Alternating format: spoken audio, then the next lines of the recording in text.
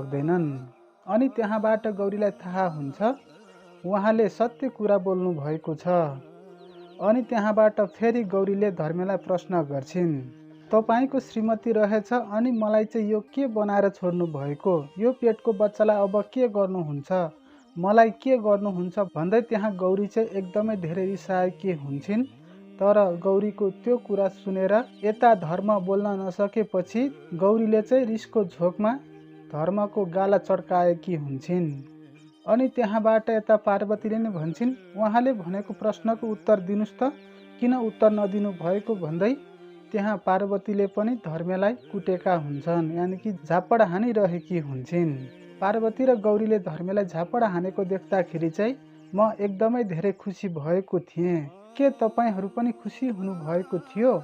यदि थियो भने तलको कमेन्ट बक्समा म खुसी भएको थिएँ भनेर कमेन्ट गर्नुहोला। अनि चाउरे पनि आफ्नो बहिनीको त्यस्तो बिजोग पारेको देख्दाखेरि एकदमै धेरै रिसाउँछन् र धर्मलाई गाली गरिरहेका हुन्छन्, सरापिरहेका हुन्छन्।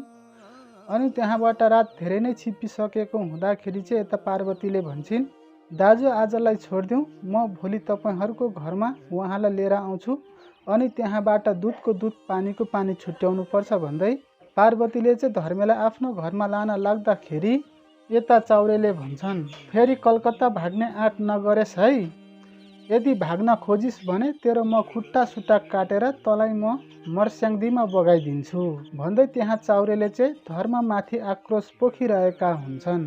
उक्त चाउरेको कुरा सुनेपछि यता पार्वतीले भन्छन्, दाइ तपाईँ ढुक्क भएर बस्नुस्, यसलाई म भाग्न दिदिन भन्दै आफ्नो घरतर्फ लगिरहेकी हुन्छन्। त्यो पार्वतीको कुरा सुनेपछि यता गौरी चाहिँ छाँगाबाट खसे जस्तै हुन्छ।